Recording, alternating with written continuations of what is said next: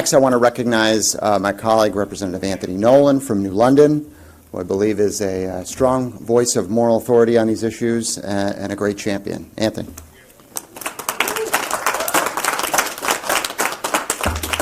Good morning. As you heard, we are here again. Something that we shouldn't have to do, but we are here because we know the importance of what is before us and what finance will be talking about today.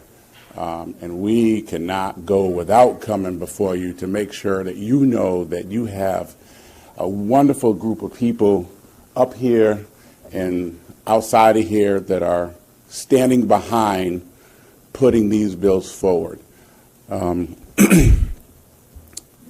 Today, we're here talking about fairness. As you've heard, those who make the most pay the least, and that's not fair. And we all know that the underserved, the working families, put in what the state of Connecticut needs to prosper with revenue. We know that. All we're asking for is for those who make the most to pay their fair share.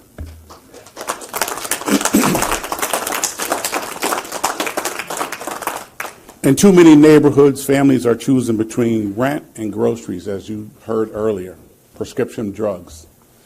The things that we shouldn't have to worry about, we're struggling with. And those who are making decisions need to understand. You might be comfortable, but the people we're talking about are uncomfortable. And we need to make the changes that are necessary for them, as was stated earlier, to thrive and survive, like those who are making the millions and the billions of dollars. Because it's only something that we can push forward for those to have the right kind of assistance that they need.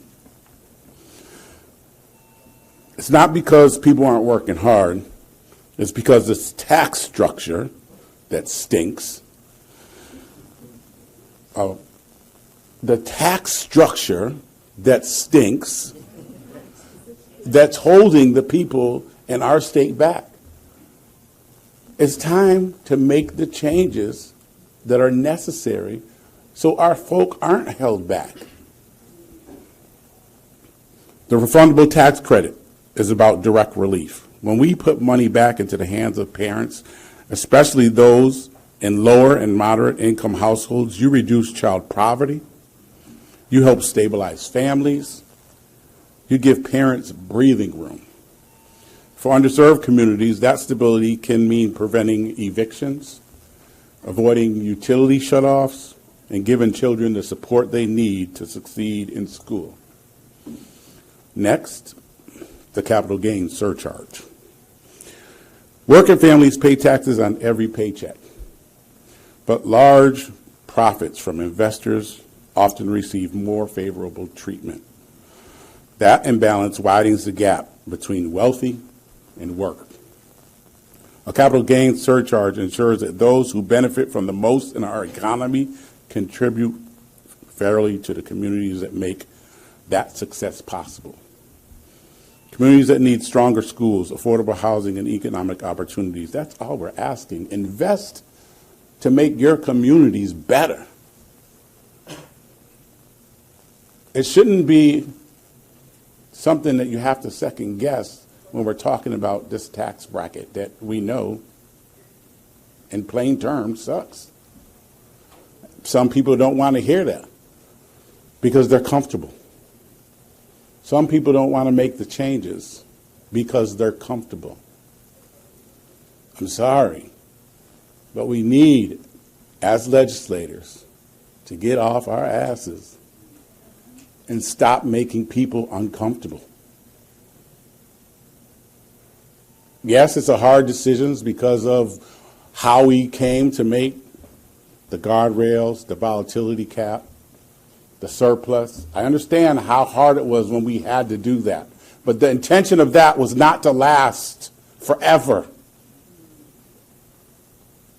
We have the ability to go back in there and change it so we're not depleting it, but so that we're making it comfortable for those in our communities. It's not hard to do. There's, on plain paper, ways that we can move forward and do it without taking all the money out. So I'm hoping that those that are in charge will have the empathy to make the necessary changes that are needed. Thank you.